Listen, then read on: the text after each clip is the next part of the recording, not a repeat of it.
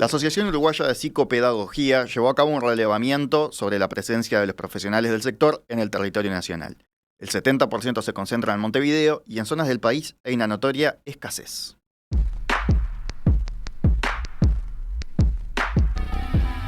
Esto implica que hay un subdiagnóstico de cuestiones como la dislexia y por lo tanto también falta de tratamiento. Rocío Schiappapietra, que integra esta asociación de psicopedagogía, hizo un hilo de Twitter hace unos días, de X en realidad, ahora, y ahí comentaba sobre este relevamiento y decía: cuando se habla de las dificultades en los aprendizajes, hay que mirar el sistema educativo, sí, pero también al de salud y de desarrollo social. No hay uno sin el otro, la escuela sola no puede y no podrá por más relato épico de transformación que se pretenda. ¿Conocen ustedes cuál es el rol de los psicopedagogos en el proceso de aprendizaje de los niños? Sobre todo esto, es que les proponemos charlar a partir de este momento con Rocío Schiappapietra. Rocío, ¿qué tal? Bienvenida. Gracias. Psicopedagoga y docente también. Psicopedagoga y docente, sí. Integrás también el think tank Ágora, podcaster, ¿verdad? Sí. Muchas otras cosas más. El podcast estábamos charlando recién de Escaramuza, ¿no? El podcast de Escaramuza se llama Trazados. ¿Y ese se encuentra en Spotify o solo en la web de Escaramuza? Está en Spotify, está en la web de Escaramuza y está en YouTube. Y te decía también, integrás el think tank de Ágora, del que hemos hablado también. Integré EDUI en su momento, claro. Y ahora integro Ágora, que con mucha alegría. Estamos ahí pensando una Ágora educativa en este momento. O sea, siempre cuestionando y pensando en los temas vinculados con la educación. Sí, en realidad padezco un poco esto de la participación social, ¿no? De verdad estoy convencida que hay que hay aspectos que tenemos que pensarlos en comunidad, en la común unidad, digamos, que nos tienen que preocupar a todos. El Ágora. El Ágora, la educación es uno de ellos. Y donde todos tenemos que estar adentro, ¿no? Y todos tenemos que pensarlo y pensarnos, por eso Trazados un poco busca eso. Y por eso me sumé a Ágora, que tiene esta perspectiva de la multidisciplina, de las múltiples ideas, y estoy ahí intentando hacer algo de lo que soy parte también y me dedico como un poco a pensar eso. Psicopedagogía, seguramente los oyentes la hayan escuchado mencionar. Pero si te parece que expliquemos un poco, profundicemos un poquito en la definición, en qué abarca la psicopedagogía, que no es tan sencillo como me decías recién, ¿no? No es tan sencillo. Es más, hay una psicopedagoga argentina que estudia la disciplina a nivel regional y está haciendo su doctorado sobre eso y ha entrevistado a muchas psicopedagogas a nivel regional para definir qué es la psicopedagogía y no lo ha logrado. Entonces, yo no sé si lo voy a lograr acá, pero lo voy a intentar. Un acercamiento, por lo menos. Y eso es suficiente. Me decías que incluso en distintos países es como diferente, ¿verdad? Es diferente, hay países donde no existe. En realidad nuestra disciplina se encarga de... a mí me gusta decir que somos expertas en aprendizaje. Entonces nos encargamos de pensar los procesos, de optimizar los procesos de aprendizaje. Cuando sean en el ámbito educativo, cuando sean en el ámbito de la salud, donde estamos más insertas, cuando sean en el ámbito laboral. Recientemente una colega, Cecilia Irazoki, lanzó una diplomatura en psicopedagogía laboral, ¿no? Es una pionera en ese tema y básicamente eso, en el ámbito institucional también, en los ámbitos escolares, institución escolar, digamos. Entonces las psicopedagogas, aportamos de alguna manera un pienso sobre los procesos de aprendizaje. ¿Qué estudiamos? Estudiamos cómo aprender las personas a lo largo de su trayectoria vital, digamos. Que no es nada fácil, ¿no? Porque el aprendizaje es un intangible de por sí. O sea, un psicomotricista trabaja con el movimiento, se da cuenta de cuando alguien mejora, por ejemplo. Claro. En el aprendizaje me imagino el desafío va por otro lado. Es muy desafiante, es una disciplina muy desafiante y por eso también las complejidades a la hora de definirla. Pero básicamente nosotras estudiamos voy a hablar en femenino, porque es una disciplina muy feminizada. Sí. A veces me reclaman un poco de eso, pero bueno, estudiamos los procesos que subyacen a los procesos de aprendizaje. Estudiamos la atención, la memoria, ¿sí? Estudiamos el lenguaje, ¿sí? Cómo todos esos procesos, de alguna manera, la percepción, cómo todos esos procesos se articulan para que una persona aprenda en ámbitos formales y en ámbitos informales, ¿sí? No solamente insertos dentro del sistema educativo. ¿Informales qué sería? Informales, por ejemplo, podrían ser clubes de niños, ¿no? Hoy gran parte de nuestra población educativa, digamos, asiste a la escuela, ¿no? Al liceo, pero además asiste a otros espacios que también son educativos, como son los clubes de niños, los clubes deportivos. Nosotros podemos trabajar en esos espacios fagocitando y optimizando procesos de aprendizaje. De eso se trata la psicopedagogía. También en las empresas, como te decía, esta colega está impulsando esta formación que es muy interesante y básicamente hoy en día, en el mundo en que vivimos, aprender es una necesidad vital, ¿no? Las transformaciones son muy vertiginosas y las personas tenemos que estar todo el tiempo en procesos de aprendizaje. A su vez, lo vertiginoso de las transformaciones que se dan nos ubican en lugares donde a veces es difícil, ¿no? Sostenernos en este mundo que se vuelve hostil en ese sentido.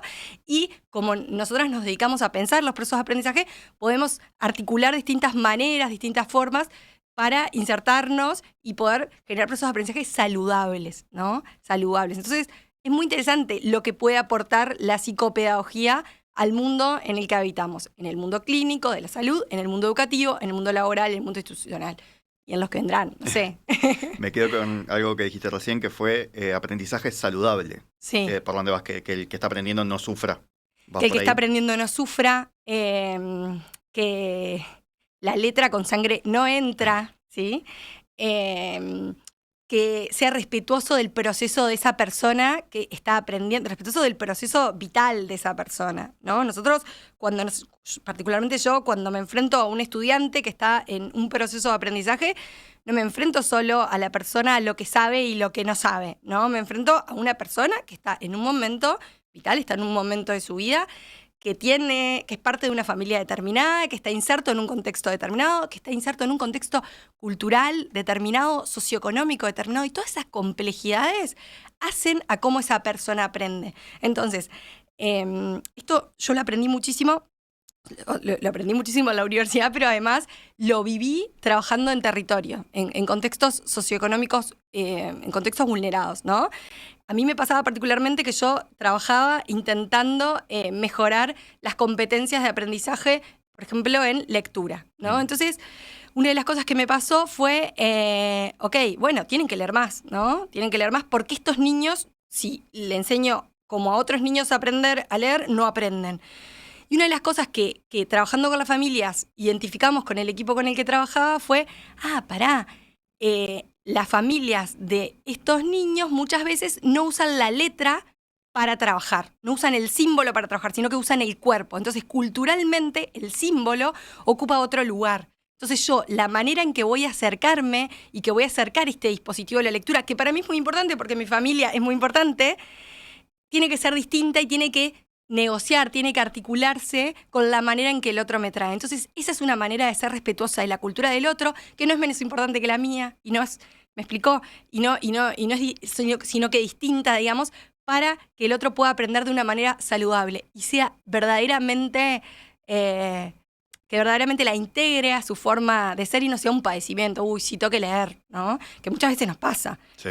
No solo a gente con dislexia. No solo a gente con dislexia y no solo a niños en contextos socialmente vulnerados, digamos, pero sí, eso, de qué manera se dan los procesos de aprendizaje para que sean procesos saludables, disfrutables, ¿no? Las psicopedagogos ponemos mucho el foco en eso y nos dedicamos a eso, ¿sí? No te quiero complicar o poner un compromiso, pero recién decías este caso de personas que no están asociadas con la letra, con el símbolo, decías desde lo laboral o que tienen un vínculo diferente con... Sí. ¿Cómo llevas a una persona de ese lado hacia la lectura o hacia otro vínculo con la letra, con la palabra? Bueno, escrita, ¿no? Una manera es siendo respetuosa de los aprendizajes que esa persona ya tiene, ¿no? O sea, no haciéndole sentir que es tonta por no hay una cuestión de eso. Sino es, ¿qué sabes vos? Porque todas las personas sabemos cosas, tenemos aprendizajes, ¿no? Por el contexto cultural donde vivimos. Yo cuando quiero trabajar con una persona, lo primero que hago es saber qué sabe hasta ahora, o qué puede, digamos. No me enfrento a lo que no puede, no puede leer, ¿no? Porque los niños y los estudiantes en general, nosotros nos llegan por lo que no pueden, ¿no? No puede leer, no puede hacer cálculos, no puede quedarse quieto en la clase, no puede prestar atención, muchos, ¿no? Me pasa a mí, no sé si a vos te pasa, pero nos pasa a muchos. Alguito influye el celular por ahí, pero... Entonces ¿pero qué podés? ¿Qué podés? ¿En qué sos bueno? Seguramente hay algo en lo que sos bueno. Busquemos en qué sos bueno. Entonces, en esa indagación que nosotros la hacemos a través de una evaluación psicopedagógica, usamos baterías de test para evaluar, pero además usamos la palabra de esa persona y vamos construyendo este motivo por el que llega hasta acá. De esa manera construimos objetivos, el para qué estás acá, y trabajamos en colaboración con la persona que tenemos adelante. No soy yo la que vengo a resolverte el problema que otro me dice que vos tenés, sino que soy yo la que vengo a trabajar contigo, que que te está pasando algo en este momento de tu vida, tenés una dificultad en la lectura, tenés una dificultad en tu competencia de cálculo, y todas las que dije antes, no te puedes quedar quieto en la clase, entonces vamos a trabajar con eso. ¿Qué pasa? ¿Cómo podemos trabajar con esto? Y de ahí vamos construyendo. Esa es mi manera de trabajar. O sea, más caso a caso que una cosa que sea para todo el mundo. Claro, y eso lo podemos hacer cuando estamos en el ámbito clínico, que puede suceder que el ámbito clínico se dé en un contexto educativo. ¿A qué me refiero con eso? Hay sistemas de intervención que prevén, intervención en el ámbito escolar o liceal o educativo, que prevén distintos niveles de intervenir, ¿no? Puedo intervenir en el ámbito de aula, puedo intentar mejorar eso y ahí trabajamos mucho codo a codo con los docentes, o sea, nuestra coequiper en el ámbito educativo es la maestra, ¿no? Cuando decís el ámbito de aula, ¿significa que la psicopedagoga está dentro de la clase con el niño, colaborando con él? O... A veces sí, o a veces trabaja con la maestra intentando... Para preparar los ejercicios, por ejemplo. Para hacer las adecuaciones correspondientes, para diversificar las maneras en que esa información le puede llegar a cierto tipo de estudiante, ¿no? Cuando vemos que ahí evaluamos y vemos que no hay mejora, vamos a un nivel más abajo donde necesita una intervención más ajustada. Y si no, ahí sí pasamos al ámbito clínico. ¿Qué pasa en nuestro país? El ámbito clínico te referís a el niño va a otro lugar donde... ¿no? Va a otro lugar o, por ejemplo, a una clínica, a un centro, lo que sea. O va a un espacio dentro del mismo centro educativo donde recibe una intervención más ajustada a sus necesidades, ¿no? Como cuando vas a ver a la psicóloga de la escuela. Cuando vas a ser psicóloga de la escuela, un poco más divertido, perdonen las psicólogas, somos un poco más divertidas, pero el caminito es otro, ¿no? Hicimos una intervención, evaluamos, planificamos, evaluamos, hicimos una segunda intervención y la tercera es, salís de la clase para recibir, pero no es de tal no puede tal cosa, lo derivo, ¿no? Que alguien me resuelva este problema. La realidad es que hoy en día que pasa en el ámbito público, digamos, sobre todo, que es un poco lo que yo conozco, digamos, en nuestro país, es que al no tenemos dispositivos pensados de esta manera, yo lo pongo un poco en el tuit, en la escuela hay solo maestras, y eso no es una agresión para con las maestras, sino que están muy solas, ¿no? En los liceos hay docentes, hay profesores, entonces no hay personas pensando, digamos, el caminito de aprendizaje de los estudiantes. Las psicopedagogos nos dedicamos a eso, ¿no? Entonces, igualmente, aunque quisiéramos cubrir toda la educación pública o toda la educación privada, digamos, no podríamos, porque somos muy poquitas, ¿no? Fíjate que en el último dato que tengo del MEC, básicamente hay algo así como casi 400 recibidas a nivel de todo el país, 350, 400, más o menos. Es un dato un poco viejo, lo tendría que chequear, pero no podríamos. Varía demasiado, ¿no? No habría. Igualmente sí es una necesidad, en la medida en que nosotros nos asumimos diversos, ¿no? Que es una característica de nuestra cultura, y que todos estamos adentro del aula y que nos ponemos la bandera de la educación inclusiva, de alguna manera tenemos que pensar esos caminitos que los estudiantes trazan para hacer de ese proceso de inclusión un proceso verdaderamente de aprendizaje y verdaderamente inclusivo con todo lo que esa palabra simboliza. Y que esa transformación se dé de las aulas, digamos, para arriba, y no solo la inclusión. Hoy en día nosotros tenemos una legislación, digamos, que enmarca la inclusión como un deber ser, ¿no? El derecho a la educación, la inclusión, todo lo que sabemos. Pero la realidad es que eso es de arriba hacia abajo. Nosotros necesitamos una transformación que se dé desde las aulas hacia arriba, que la construcción sea con los equipos docentes, que parta desde la reflexión, desde lo que sucede en el aula. ¿Por qué? Porque es un proceso de aprendizaje también para las personas que trabajan en los espacios educativos. ¿Me explicó? O sea, esa maestra y esa psicopedagoga que trabajan en colaboración, cuando se enfrentan a un estudiante, están aprendiendo. a intervenir con ese estudiante en particular. Y ese estudiante que pasa por esa escuela tiene que dejar algo en esa escuela para que el próximo que venga y veamos algo parecido, digamos, podamos intervenir de manera similar. Hoy en día, una de las cosas que nos pasa es que los chiquilines pasan por el sistema educativo y a veces sus dificultades son vistas como problemas, ¿no? Tiene problemas de aprendizaje, ¿cuántas veces lo escuchamos? ¿Les? Son vistas como problemas y pasan y no dejan conocimiento. Tenemos una escuela que no aprende, ¿no? Que no está aprendiendo. Me imagino que decías, los docentes están muy solos, las maestras están muy solas, los profesores también en el liceo. Y me sumo por mi experiencia universitaria, de docencia universitaria, sí, que muchas veces no sabes qué hacer con alguien. A mí, yo doy una clase de escrita y me dicen, este alumno tiene dislexia, tenés que tenerle más tolerancia. Pero yo no sé qué significa eso. Como que el acuerdo que tenía con la facultad era, bueno, pueden tener más faltas, pero no sé cómo ayudarlo, ¿entendés? Porque nadie me explicó cómo hacerlo y la universidad no me ofrece un apoyo a mí como docente, ¿entendés? Que capaz que el alumno sí lo recibe, pero el docente sí se encuentra más capaz, un lugar más frustrante, porque vos querés que el alumno aprenda, ¿no? Claro. No querés rendirte y decirle, bueno, vos tenés dislexia, lo lamento. Claro, ¿no? Sí, sin dudas. Es que los docentes están es real que están solos. A mí me pasa particularmente que cuando trabajo con docentes es, bueno, vení, vamos a trabajar juntos. Es como que te agarran y no te sueltan más, ¿viste? Es como pero es así, entonces, de alguna manera... no creo que haya ningún sentimiento de competencia ni nada, al revés, es por favor, vení, ayúdame. No, a veces sí lo que sucede es, este es mi territorio y el ámbito educativo está atravesado por la cultura de la evaluación, ¿no? Los docentes, quien entra al aula, que es un poco... La verdad es que yo valoro mucho la última transformación educativa que puso un poco el foco en ese sentido de decir, bueno, repensemos el rol de los inspectores, ¿no? Que de alguna manera el otro día escuché una entrevista de Adriana Aristimuño que lo traía. Entonces, de alguna manera, vuelvo a la idea, la educación está atravesada por la evaluación. Quien entra al aula entra a evaluarme. Y nosotros entramos a ser equipo, no entramos a evaluar. Porque como yo también sé que sobre ese estudiante no sé nada más que lo que sé sobre cierta dificultad de aprendizaje y experiencia que tengo, pero tengo que construir para ese estudiante qué va a pasar con su trayectoria. Y lo voy a hacer con esa docente, si no, no puedo hacerlo, ¿no? Entonces, de alguna manera, la psicopedagogía es eso, es la disciplina que aporta reflexión a los procesos de aprendizaje, donde sea que estos procesos se den en la plaza, se dan en el club, se dan en la escuela, se dan en la universidad, y sí, los docentes están solos y personalmente creo que tenemos que acompañarlos porque les pegamos bastante, ¿no? Vos dijiste que iba a ser difícil de definir, pero ahí más o menos terminaste de redondear. Bien. Creo que encima yo no sabía de qué iba esta entrevista, la estamos construyendo. Sabías que ibas a hablar de psicopedagogía, pero no sabías por dónde. No sabía por dónde. Pero estaba pensando, ya tiramos dislexia como una de los... vos dijiste que no te gustaban problemas, ¿cómo lo definirías? ¿Dislexia? Bueno, es una dificultad de aprendizaje, es una condición. La dislexia...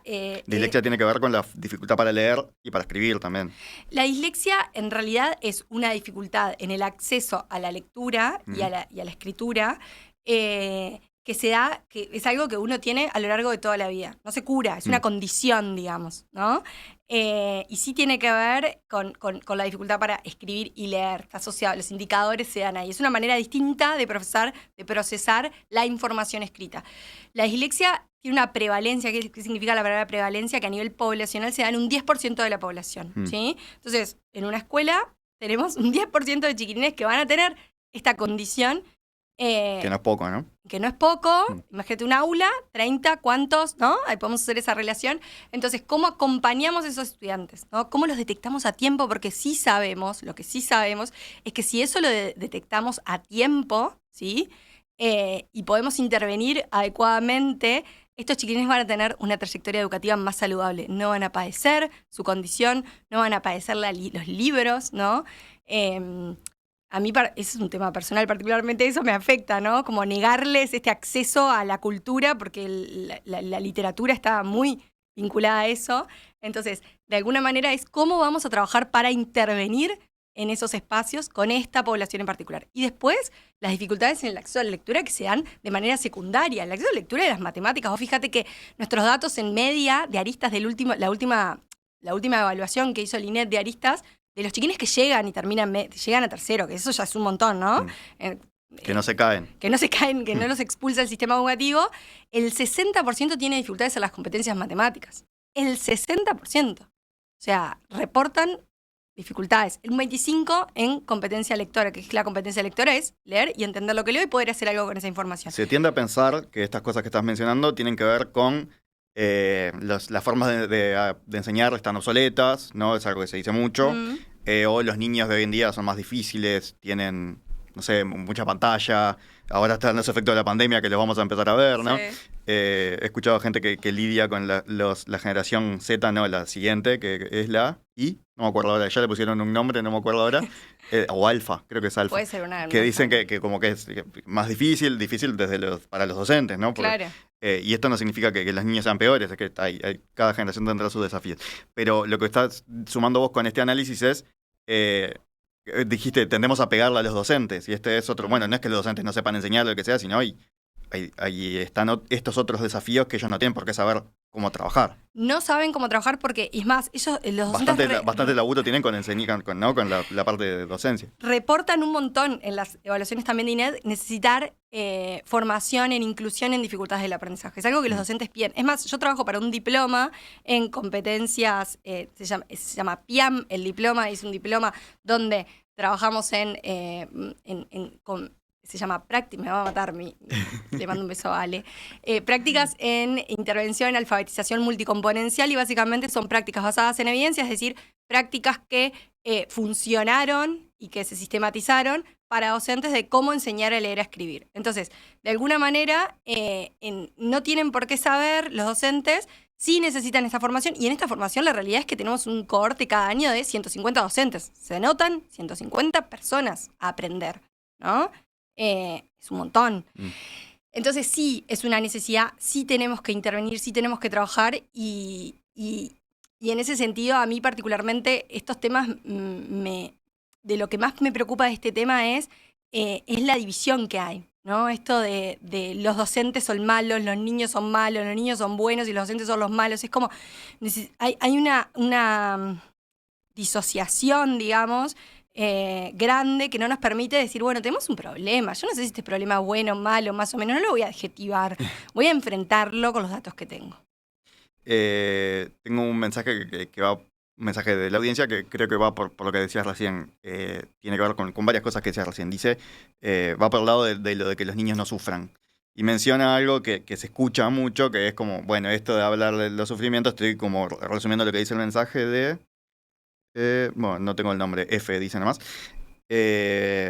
Como esa cosa de escudar mucho a los niños, que a veces se dice como que eso también está mal, ¿no? Él plantea que hay chiquilines que molestaron todo el año al profesor y a los compañeros, que faltaron, que no trabajaron, que se le dieron todas las oportunidades para salvar y no hicieron nada, que están por perder materias, y los adscriptos, dice, atienden muchos reclamos de psicólogos, plantea este oyente, como que no los manden a examen para que no sufran. Y en ese sentido, vos no ibas por ahí, me parece, ¿no? Como que no sufra alguien que... ibas más por el lado de alguien que sufre en el sentido de que tiene problemas de lectura y le mandan a leer igual que le mandan al otro. Y ese va a sufrir esa lectura, ¿verdad? Claro. Vas por ahí, no por proteger, entre comillas, a un alumno que no hace nada, digamos, vas por otro lado, ¿se entiende? Sí, pero también un alumno, o sea, y me voy a poner picante, digamos, acá y no tengo ningún problema. Sí, para vos está perfecto, que para mí capaz que no tanto, pero... La realidad es que las psicopedagogas trabajamos también, nosotros tenemos dentro de la población que abordamos en los espacios, que llega a los espacios educativos, tenemos chiquilines con trastornos de conducta, tenemos chiquilines con trastornos del humor, tenemos chiquilines con una sintomatología múltiple, digamos. Es más, hace poco escuchaba a una psiquiatra decir que en el 2006 la Asociación de Psiquiatría Pediátrica del Uruguay hizo una investigación epidemiológica donde reportaba que, y esto fue hace un montón, 2006, 22% de los chiquilines reportaban alguna sintomatología asociada a algún trastorno, algún trastorno asociados a estos que dije antes, trastorno de conducta, trastorno del humor, y todo eso genera, ¿no?, dificultades en lo que tiene que ver con el aprendizaje, ¿no? Si yo no me puedo quedar quieto en un espacio de aula, si yo tengo... Está el trastorno de disfunción atencional, ¿no? Hiperactividad. También, o si tengo, por ejemplo, temas ¿no? Dificultades para sostener el encuadre que implica un espacio de aula. Claramente yo entiendo un docente que va a ser súper dificultoso para este docente abordar eso. Pero ese docente no tiene que estar solo con ese tema. Y los profesionales que llegamos a ese espacio no tenemos que ir a reclamar. Esto es súper importante. Yo trabajo en formación, también soy docente universitaria y trabajo con psicopedagogos. Y para mí es particularmente importante la manera en que nosotros llegamos a los espacios educativos. El respeto que tenemos que tener por esa persona que todos los días está con 30 chiquilines adentro del aula y los acompaña y los conoce y me explicó, intenta que aprendan algo nuevo. O sea, capaz que suena naif, digamos, y puedo sonar naif, pero el rol que tienen los docentes en este país es esencial, ¿no? Entonces, la manera en que nosotros nos acercamos siempre es desde el respeto. Deberíamos acercarnos desde el respeto y tenemos que acercarnos a trabajar con. Y no desde el juzgar, ¿no? No desde lo que tú no podés, porque si no estamos haciendo lo mismo que no queremos que haga con este estudiante y reproducimos una cultura de la evaluación y del juzgarnos que no es sana para nadie, ¿no? Y no genera desarrollo, no genera aprendizaje. Que en realidad los espacios educativos tienen que tener lugares donde el aprendizaje sea lo que suceda. ¿Conocen cuál es el rol de los psicopedagogos en el proceso de aprendizaje de los niños? ¿Sabían que la Asociación Uruguaya de Psicopedagogía hizo un relevamiento que concluye que en varias partes del país hay escasez o incluso nula presencia de estos profesionales? ¿Qué implica esto? ¿Qué implica esa falta? ¿Qué se puede hacer teniendo estos datos? De eso estamos conversando con Rocío Schiappapiedra, integrante de la Asociación Uruguaya de Psicopedagogía.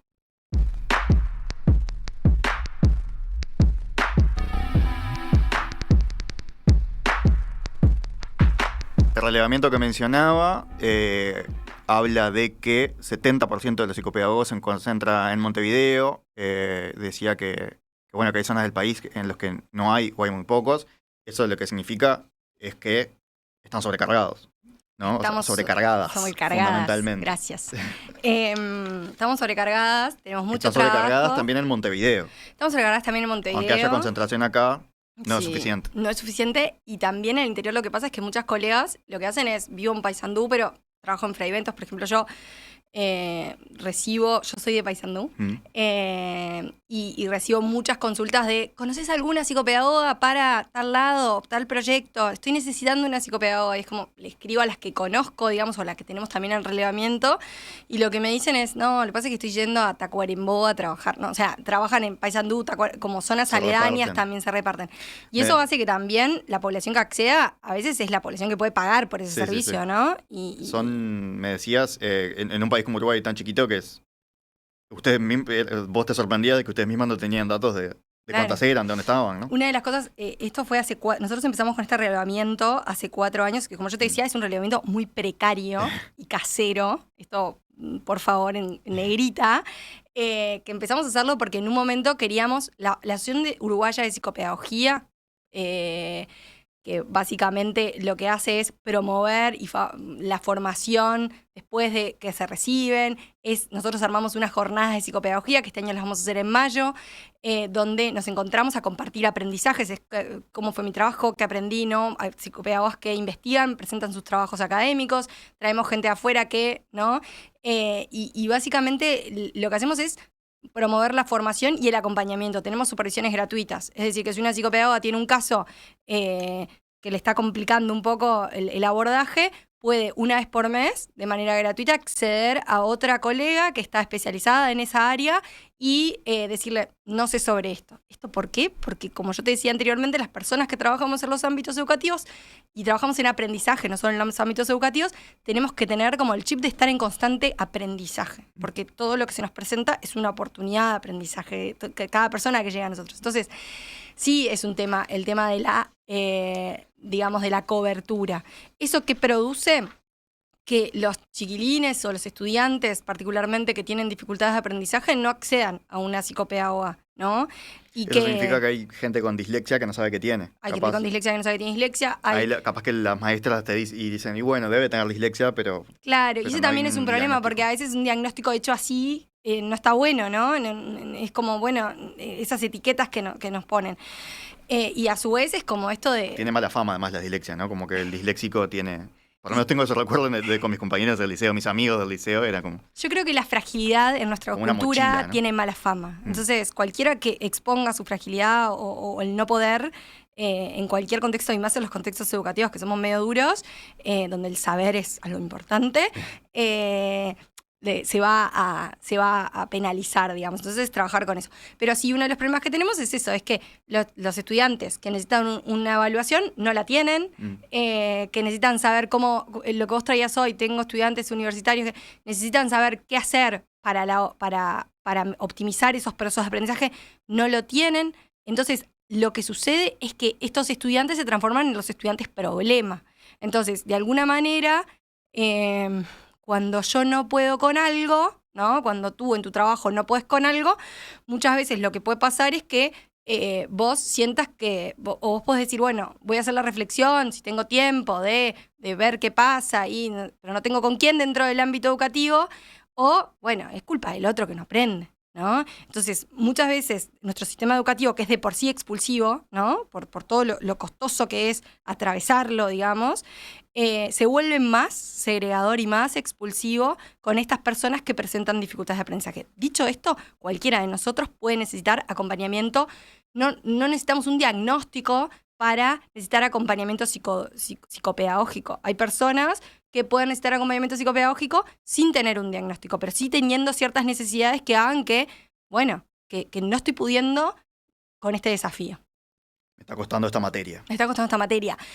No estoy pudiendo prestar atención. Me cuesta mucho leer este tipo de textos. No estoy pudiendo escribir, por ejemplo, vos lo traías recién, vos enseñás a escribir guiones. Es una manera de escribir totalmente distinta muy específica a lo que los estudiantes traen. Entonces, no puedo escribir guiones, no puedo escribir ensayos, no puedo escribir desde la voz personal, no sé leer este tipo de informes, ¿no? No sé leer datos, no sé, ¿me explico? Es como, entonces, de alguna manera eso sucede. ¿Y qué pasa en Uruguay particularmente? Es que hay una gran y esto es mío, no tiene nada que ver con el relevamiento de la Asociación Uruguaya de Psicopedagogía, por favor. Hay una gran desintegración de los sistemas estatales. Entonces, una maestra detecta que hay algo raro en el funcionamiento de este estudiante que no, la maestra tiene el ojo clínico de la norma de su grupo, ¿no? Entonces es como si todo el grupo funciona de tal manera y este estudiante funciona de esta manera, bueno, y hace se contacta con la familia, le dice, mira, encuentro que tu hijo y tu hija tiene esta dificultad en este aspecto. Esa familia tiene que ir al pediatra, digamos, en su caso, a que el pediatra, reportar esta dificultad al pediatra, y el pediatra, en caso de una mutualista, lo derivará a una evaluación psicopedagógica. A veces hay mucha espera para estas evaluaciones porque somos muy pocas, y en el caso, por ejemplo, de ACE, hay muy poquitas psicopedagogas en el ámbito público, digamos. En la entrevista que dabas ayer con Búsqueda hablabas de 2 años de espera de repente, ¿no? No, en eso hablaba sobre, perdón, no. No, está perfecto. Sobre los neuropediatras. Bien. A mí particularmente me ha tocado de con estudiantes que tienen algún tema que tienen que ver un neuro, demoran 2 años. Y la realidad es que 2 años. Para un niño es una vida. Para un niño es no aprender a hablar. O sea, es un montón, ¿no? Entonces, eso, es como, está un poco desintegrado la atención que recibimos. Está el sistema educativo por un lado, el sistema de salud por el otro, ¿no? Entonces, esa integración es muy importante. ¿Por qué? Porque en realidad nosotros somos una persona sola, no somos o salud o... Eso iba a decir, vos en lo que te leía hoy en la introducción, hablabas de salud mental en este vínculo. O sea, las dificultades de aprendizaje, no tengo dudas de que influyen en la salud mental. A un niño lo pueden hacer sentir frustrado o que otro se burle, ¿no? Y eso seguramente influye en que el niño después se sienta mal. Sin dudas. ¿Verdad? La ansiedad matemática existe. Existe la ansiedad matemática, es un concepto.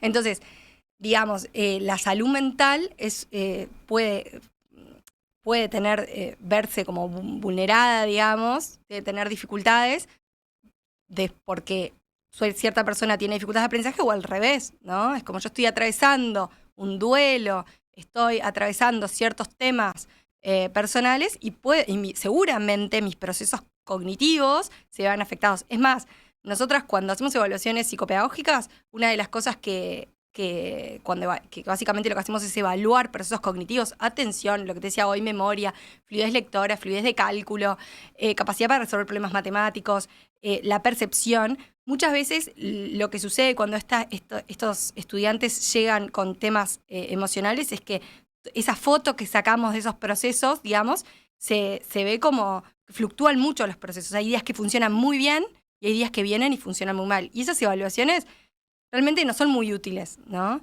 Y lo que tiende a suceder es que cuando se hace una derivación, digamos, una maestra hace una derivación, esta familia se transforma en un dispositivo clave para salir a buscar una psicopedagoga que le haga una evaluación a mi hijo. ¿Quién puede ayudarme con este problema que yo no entiendo?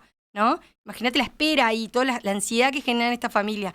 Y te estoy hablando de familias que pueden hacer esto. Imagínate familias que no tienen buenas competencias lectoras, ¿no?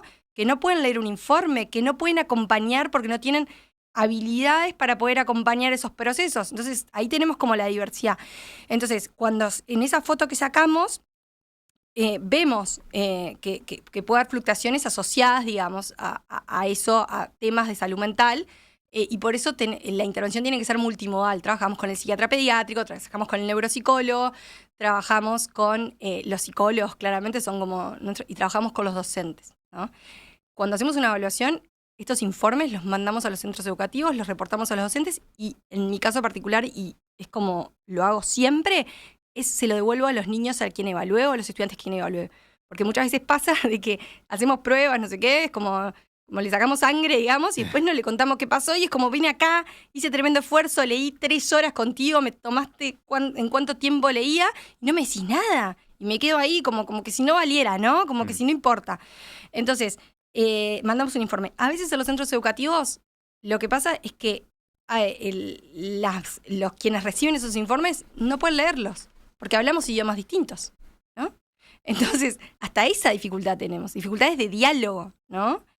Y a veces lo que pasa en ACE sobre todo es que quienes hacen las evaluaciones de dificultades del aprendizaje son psicólogos, ¿no? Que a veces no tienen formación en dificultades del aprendizaje, pero es lo que hay, ¿no? Y muchas veces me ha pasado de recibir informes con evaluaciones hechas por psicólogos que claramente hay un diagnóstico que después decís, este diagnóstico, ¿cómo se construyó? ¿No? Y de decir, bueno, acá se juega la trayectoria educativa de un niño y se juega la salud mental, ¿no? Porque imagínate venir, exponerte, ¿no? Todo lo que eso significa es un montón. Tengo acá 2 mensajes de Alicia que vienen al caso. Uno tiene que ver con la falta de psicopedagogas, ¿no? Así que hay pocas, y esto en buena medida tiene que ver con que la carrera no se ofrece en el ámbito público, ¿verdad? Sí. Alicia dice, yo siempre quise hacer esa carrera, pero solo existe a nivel privado y es imposible de pagar. Ella es docente, o sea, ese es un punto. Hoy en día solo se ofrece en el ámbito privado. Me contabas que de hecho surgió en el Hospital de Clínicas, o sea, surgió en el ámbito público, no la carrera en Uruguay, pero la persona que lo crea, que era la doctora. La doctora Rebollo, que es, lo vamos a decir con todas las letras, es la primera neuróloga mujer de este país. Y ella, la doctora Rebollo, se encontró con que tuvo que salir del ámbito público a crear una institución, ¿verdad? Claro, en realidad la doctora Rebollo empieza a investigar estos temas en el Hospital de Clínicas, se empiezan a incorporar, había psiquiatras pediátricos, neurólogos, ¿sí? Se empiezan a incorporar al equipo maestras que empezaron a detectar dificultades en el territorio, digamos, en sus aulas, investigan, esta carrera se conforma y la doctora Rebollo intenta, lo que yo sé de haber leído un poco la historia, tiene un intento de formar esto en la educación pública, no lo logra y termina fundando el primer instituto, que es el CEDIAP, que actualmente brinda esa formación también. Que tiene rango universitario, ¿no? Que tiene rango universitario y actualmente lo puedes estudiar en la Universidad Católica del Uruguay o en el CEDIAP, ¿sí? Claramente necesitamos esta formación en la educación pública. Cuando decís que hay que tener en cuenta la psicopedagogía o entre otras cosas, ¿no? Para en esta etapa que estamos de pensar tanto en la necesidad de reforma educativa y que estamos en un proceso con el que se podrá discrepar o no, hablamos de eso fuera de micrófonos, pero está sucediendo. Uno de los puntos a tener en cuenta es ¿no? O sea, en cuanto a formación docente, habría que empezar también a agregar la formación en psicopedagogía, decís vos. Sí, ustedes. Hay que agregar la formación en psicopedagogía y hay que potenciar las formaciones en dificultades del aprendizaje, que eso es una demanda a su vez que está reportada en un último informe del INED, donde los docentes reportan como, no en el último, perdón, pero en un informe del INED donde los docentes reportan necesitar más formación en relación a las dificultades del aprendizaje, quieren saber sobre esto. Y eso, la realidad es que hay pocos lugares, digamos, son formaciones bastante aisladas que se dan. Particularmente en el último tiempo estuve como indagando bastante sobre eso para una consultoría que fui parte, y es como, para los docentes es como, andan buscando, ¿viste? Como que se transforman en, una formación y van, ¿no? Y a veces, nada, esto tendría que ser una cuestión de Estado, porque la realidad es que ni siquiera de gobiernos, ni siquiera de gobiernos, es una cuestión de Estado que trascienda a quien esté liderando. Entonces, en ese sentido, las dificultades de aprendizaje, la formación se transforma en un lujo, ¿no? Porque se forma quien puede pagarlo. Te sumo el otro mensaje de Alicia, muy cortito lo podemos mencionar, pero dice ella, su interés particular son los alumnos con altas capacidades, dice, ellos también sufren. Estamos hablando solo de los que tienen dificultades, pero hay otro ángulo, ¿no? Hay un psicopedagogo, Horacio Paiva, que se dedica a investigar y con su equipo, y que tiene un psicopedagogo, es de los pocos varones, se dedica a investigar el tema de altas capacidades. Hizo un estudio hace poco, su doctorado básicamente, como estudia este tema, y sí, también sufren, o sea, es decir, el aprender es costoso. No es. A veces tenemos también esa imagen del aprender como algo como súper disfrutable. Está un poco esa cultura de lo naif, ¿no? Del niño que sonríe y baila en la escuela, ¿no? O de los docentes que bailan en la escuela, ¿no? Esto de la alegría y yo qué sé qué. Buenísimo. Pero la realidad es que aprender los conceptos, aprender los contenidos académicos es costoso. Es costoso, y para eso precisamos acompañamiento. La última pregunta, ya estamos repasado de tiempo, pero podemos contestar brevemente porque la planteé hace rato, pero entre lo que vos mencionás como posibilidades a explorar, era, decías, policlínicas nodales, ¿no? ¿A qué te referís con eso? Con policlínicas que atiendan a las dificultades del aprendizaje. ¿Esto te referís en el interior? En el interior y en Montevideo, que tengamos centros donde el desarrollo se esté monitoreando. ¿A qué me refiero con esto? Con que nosotros tenemos ciertos indicadores de salud que podemos ir monitoreando desde muy temprano, digamos, durante todo el desarrollo, y que haya lugares donde las familias puedan acceder, digamos, cuando se presente una dificultad en ese aspecto, ¿sí? Que puedan acceder fácilmente, que no tengan que tomarse un ómnibus o que no tengan que venir a Montevideo para poder hacerlo, o que no tengan que ir a otra ciudad para poder hacerlo, ¿no? Entonces, de alguna manera que este sea un tema, como voy al pediatra, ¿no? Y es fácil encontrar, fácil entre comillas, encontrar hora para el pediatra, que sea... Depende de la mutualista. Pero...